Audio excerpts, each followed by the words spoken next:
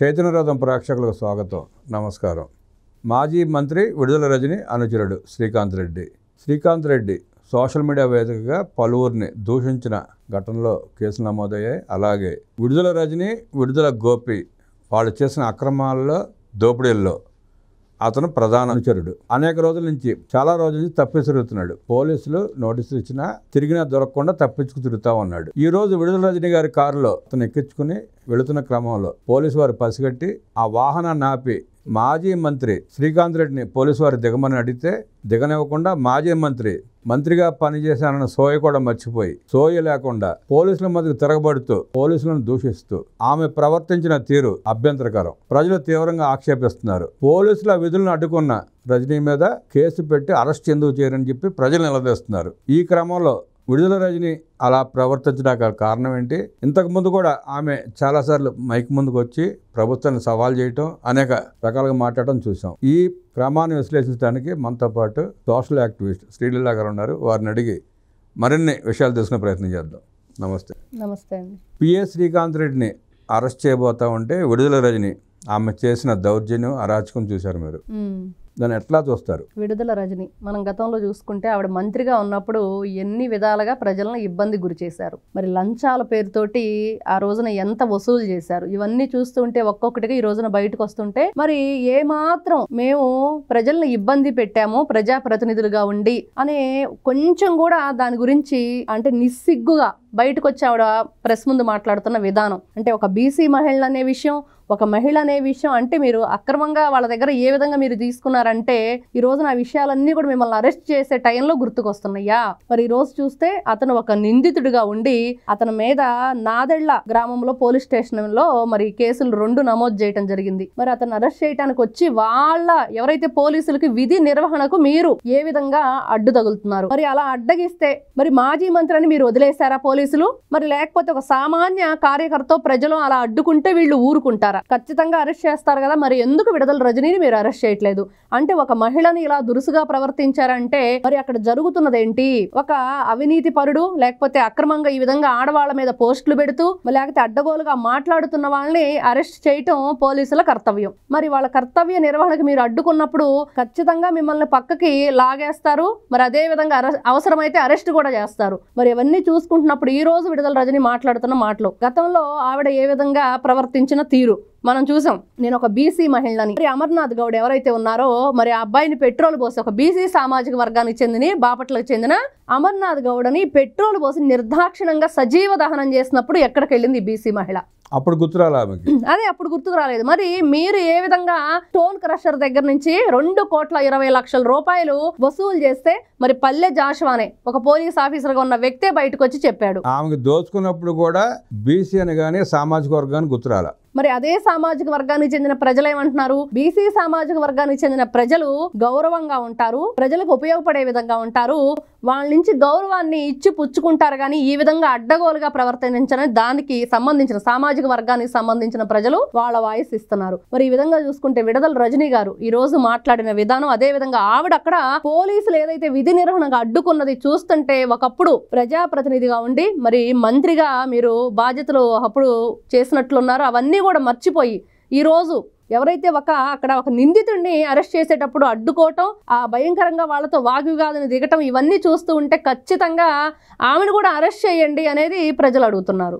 ఆమె మీద ACB case ఉంది, పలు కేసులు ఉన్నాయి, భూ ఆక్రమణ కేసులు ఉన్నాయి, అవును, దౌర్జన్యం చేసిన కేసులు ఉన్నాయి. ఆమె అరెస్ట్ కాకుండా ఎవరు ఆమెను కాపాడుతున్నారనుకుంటున్నారు? ఇక్కడ గతంలో మనం చూసాం, ఈవిడ శ్రీకృష్ణదేవరాయ గురించి మాట్లాడినప్పుడు ఆయన ఏ విధంగా స్పందించారు, ఆయన మీద ఈవిడ ఏ విధంగా ఫాల్స్ ఎలిగేషన్స్ తీసుకొచ్చారు. మరి అప్పుడు శ్రీకృష్ణదేవరాయ గారు ఒక మాట మాట్లాడారు, ఎవరు మీ వెనకుండి మీ చేత మాట్లాడిస్తున్నారని. అక్కడ సకల శాఖ మంత్రి సజ్జల రామకృష్ణారెడ్డి పేరు, అదేవిధంగా ఎవరైతే ఇప్పుడు చూస్తే జగన్మోహన్ రెడ్డి గారి పేరు, ఇట్లా పార్టీలో కొంతమంది పెద్దల పేర్లు అయితే వినిపిస్తున్నాయి. వాళ్ళందరూ సహాయ సహకారాలతో ఈ రోజున తన అనుచరుని అరెస్ట్ చేస్తున్న ఎందుకు ఈవిడ ఈ విధంగా గొడవ చేస్తుంది అక్కడంటే మరి వాళ్ళ దృష్టిలో పడటం కోసమే మరి ఆవిడ ఆ విధంగా గొడవ చేస్తుంది. అదేవిధంగా అక్కడ ఏదో అన్యాయం చేస్తున్నారు, అక్రమం జరుగుతుంది, మరి మేము ఏ పాపం ఎరగం, అంతా మేము చేసిందంతా పుణ్యమే అన్నట్లుగా ఆవిడ గగ్గోలు పెడుతుంది.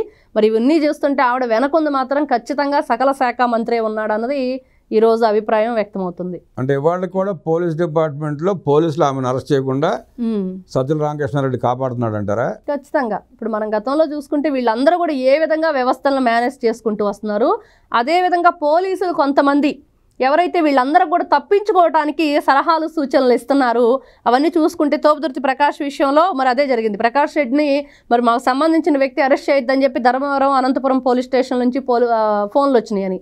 మరి చూసుకుంటే కాకాణి గోవర్ధన్ రెడ్డి మరి అతను ఎక్కడ తిరుగుతున్నాడు, ఎలా తప్పించుకొని తిరుగుతున్నాడు అంటే ఎవరో ఎవరైతే ఒక వ్యక్తి సహాయ సహకారాలు అందుతున్నాయి, ఐఏఎస్లు ఐపీఎస్లు తాజా మాజీ అందరూ ఉన్నారనేది. మరి ఇవన్నీ చూస్తూ ఉంటే ఖచ్చితంగా సజ్జల రామకృష్ణారెడ్డి తోటి ఎవరో కుమ్మక్కయ్యి డిపార్ట్మెంట్కి సంబంధించిన వాళ్ళు వీళ్ళందరికీ సలహాలు సూచనలు ఇచ్చి కాపాడుకుంటున్నారు అనేది ఇక్కడ అర్థమవుతుంది. నిన్న సిట్ విచారణ సందర్భంగా సజ్జల రామకృష్ణారెడ్డి సిట్ ఆఫీస్ రావడం చూసాం. సిట్ ఆఫీస్కి సజ్జలు వచ్చినప్పుడు ఆయన పక్కనే విడుదల రజని ఉంది. ఏదో శుభకారానికి వెళ్తున్నట్టు నవ్వుకుంటూ ఏకైకలో పక్కపక్కలు జోకులు వేసుకుంటా, అంటే సిట్టు విచారణకి వెళ్తున్నామన్న వేదన కానీ బాధ కానీ మొహంలో కనపడనివ్వకుండా ఏదో ఇందాక అనుకున్నట్టు శుభకార్యంకి వెళ్తున్నట్టు నవ్వుకుంటా వెళ్ళటాన్ని ఎట్లా చూస్తారు? ఇక్కడ మేము ఎన్ని తప్పులు చేసినా కూడా ఆ తప్పుల్ని ఎలాగైనా తప్పించుకొని తిరుగుతాము. మాకు తప్పు చేశాడు వీడికి అసలు సిగ్గే లేదు అనుకుంటారు కదా, ఖచ్చితంగా అది లేదు మాకు, మేము ఇలానే ఉంటాం, తప్పులు చేస్తూనే ఉంటాం కానీ తప్పించుకొని తిరుగుతాము. తప్పించుకోవటానికి కూడా ఎలాంటి పనులకైనా మేము దిగజారుతాం అనేది మనకు అక్కడ కనిపిస్తూ ఉండిద్ది. మరి చూస్తుంటే పోలీసుల్ని ఏ విధంగా వీళ్ళు వాడుకున్నారు. ఇంతకుముందు వైసీపీ అధికారంలో ఉన్నప్పుడు పోలీసులు విధి నిర్వహణకి వీళ్ళు అడ్డుకొని మేము చెప్పిందే మీరు చేయాలి అన్నట్లుగా. మరి ఇవన్నీ ఒక్కొక్కటిగా చూస్తూ ఉంటే ఈ రోజుకి కూడా ఇంకా ఆ కాకి దుస్తుల్లో ఉన్నాడు. మొన్న చూస్తే పిఎస్ఆర్ ఆంజనేయుల దగ్గర ఫోను, అదేవిధంగా గోరంట్ల మాధవ దగ్గర ఫోను. వీళ్ళు అరెస్ట్ అయిన తర్వాత ఒక సామాన్య మానవుడికి మరి ఫోన్ ఇస్తారా అంటే ఎక్కడా కూడా అసలు కనీసం ఆ డిపార్ట్మెంట్లో ఉన్నప్పుడు వాళ్ళు ఏదైతే వాళ్ళ దగ్గర ఉంటారో హ్యాండ్ ఓవర్లో అప్పుడు కనీసం మీడియా వాళ్ళని కూడా అనుమతించరు. అలాంటిది ఇప్పుడు మనం చూస్తూ ఉంటే వాళ్ళందరి దగ్గర ఫోన్లు ఎక్కడి నుంచి వచ్చినాయి, వాళ్ళకి వీళ్ళు రాచ మర్యాదలు ఎందుకు చేస్తున్నారంటే ఖచ్చితంగా వీళ్ళు ఇప్పుడు మీరు అంటున్నట్లుగా మేము ఏ పనైనా చేస్తాము, మేము ఇలా నవ్వుకుంటూనే ఉంటాము, మాకు ఒక రాక్షస ఆనందం ఉంది, ప్రజల నుంచి డబ్బు దాచుకున్నారు, ఈరోజు పిలిచారు, మేము ఇంతకంటే ఇంకేముంటుంది, పిలిస్తే పిలవండి, ఏదో ఒకటి సమాధానం చెప్పడం, తప్పించుకోవడానికి మాకు బోలెడన్ని అవకాశాలు ఉన్నాయి. మరి రాజకేశ్వరరెడ్డి గతంలో అదే చెప్పాడు.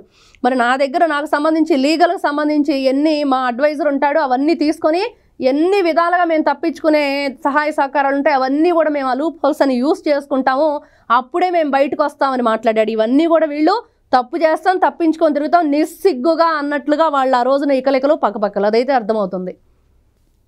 గోరంట్ల మాధవ్ ఎస్పీ ఆఫీస్ మీద దాడి చేసిన సందర్భంగా ఆ సోషల్ యాక్టివిస్ట్ కిరణ్ మీద దాడి చేసే ప్రయత్నంలో ముందుగా సమాచారం లీక్ ఇచ్చారన్న ఉద్దేశంతో 11 మందిని సస్పెండ్ చేశారు పోలీస్ డిపార్ట్మెంట్ నుంచి. దాన్ని చూసినా కూడా ఇంకా కొంతమంది పోలీసులు ఈ అక్రమార్కులకి, ఈ దోపిడీదారులకి, ఈ జగన్ రెడ్డి ముఠాకి సపోర్ట్ చేయడాన్ని, వాళ్ళకి సమాచారం చేరవేయడాన్ని ఎలా చూస్తారు? పిఎస్ఆర్ ఆంజనేయులు అదేవిధంగా మొన్న చూస్తే గాలి జనార్దన్ రెడ్డి విషయంలో అప్పట్లో ఎవరైతే వైఎస్ రాజశేఖర రెడ్డి హయాంలో ఐఏఎస్ శ్రీలక్ష్మి, మరి ఆవిడ ఏ విధంగా జైలు శిక్ష అనుభవించింది, మరి బయటకు వచ్చిన తర్వాత ఆవిడ పరిస్థితి ఏంటి, ఆరోగ్యం ఏ విధంగా క్షీణించింది, ఆవిడ మంచి బంగారు భవిష్యత్తు ఏ విధంగా కాల రాసుకుంది ఆవిడ చేతులారే అనేది ఎంతోమంది చూశారు. అన్ని తెలుగు రాష్ట్ర ప్రజలు ఎక్కడున్నా కూడా అదంతా చూసిన తర్వాత కూడా ముందు ఎవరైతే ఆఫీసర్స్ కానీ ఎవరైతే వస్తారో వాళ్ళందరికీ ఒక లెసన్ లాగా అది కనిపిస్తుందా అంటే మరి పిఎస్ఆర్ ఆంజనేయులు తర్వాత వీళ్ళందరినీ చూసిన తర్వాత కూడా వీళ్ళు ఎందుకు ఇలా ప్రవర్తిస్తున్నారంటే కొంతమంది అంతే, ఇంకా వాళ్ళు ఆ కోవకే చెందిన వాళ్ళు, మాకు భయం ఉండదు, బిడియం ఉండదు, సిగ్గు ఉండదు, మేము ఇలానే ఉంటాము, మేము ఇలాంటి పనులే చేస్తాము, అసాంఘిక కార్యకలాపాలు మాత్రమే ఉంటాయి, అధర్మం వైపే నేను నిలబడతాం అనేది క్లియర్గా మనకు అర్థమవుతున్న విషయం. అదేవిధంగా మనం చూస్తే గోరంట్ల మాధవ్ కూడా మరి కాకి నుంచి కద్దరకు వచ్చి మరి ఆ కాకిలో ఉన్నప్పుడు కూడా రూల్స్ రెగ్యులేషన్స్ ఏంటనేది ఓతగా చెప్పేస్తూ ఉండే వ్యక్తి కూడా అవన్నీ మర్చిపోయి కామన్ మ్యాన్ కిరణ్ మీద ఏ విధంగా దాడికి పాల్పడ్డారు, మరి బయటకు వచ్చిన తర్వాత కూడా ఆయన పదజాలం ఏ విధంగా ఉంది, ఇవన్నీ చూస్తూ ఉంటే కాకి వేసుకున్న వాళ్ళు కూడా కొంతమంది ఈ విధంగా ప్రవర్తించడం అనేది నిజంగా చాలా బాధాకరం. 6 నెలలు సావాసం చేస్తే వారు వీరవుతారు, వీరు వారవుతారన్న సామెత ఉంది. అట్లాగే జగన్మోహన్ రెడ్డితో కలిసి కొంతమంది ఐఏఎస్ ఐపీఎస్లు, కొంతమంది అధికారులు వాళ్ళు కూడా దొంగల మొడలు చేరి దొంగలైపోయారంటారా? ఖచ్చితంగా. ఈ రోజున మనం అదే సెల్యూట్ కొట్టించుకోవాల్సిన పోలీసులు మరి వాళ్ళు ఒక ఉన్నతాధికారులుగా ఉండి మరి ఐపీఎస్లుగా ఉండి ఈ రోజున చేసిన ఈ పనులు ఏంటంటే నిజంగా వీళ్ళు సెల్యూట్ కొట్టించుకోవాల్సిన వాళ్ళు సెల్లో నిలబడ్డారు. ఖైదీలుగా, దొంగలుగా ఈ రోజున సమాజానికి వీళ్ళు చీడ పురుగులు అనే విధంగా ఉన్నారు. కాబట్టి నిజంగా ఇది సహవాస దోషమేననేది ఖచ్చితంగా కనిపిస్తున్న విషయం. సెల్యూట్ కొట్టించుకోవాల్సిన పోలీసులు, ఐఏఎస్లు కొంతమంది సెల్యూట్ కొడుతూ జగన్మోహన్ రెడ్డికి లొంగిపోయి వ్యవస్థను భ్రష్టు పట్టిస్తున్నారని చెప్పి తీవ్రంగా ఆక్షేపిస్తూ విశ్లేషణ చేసిన శ్రీలీల గారికి ధన్యవాదాలు తెలియజేస్తూ నమస్కారం.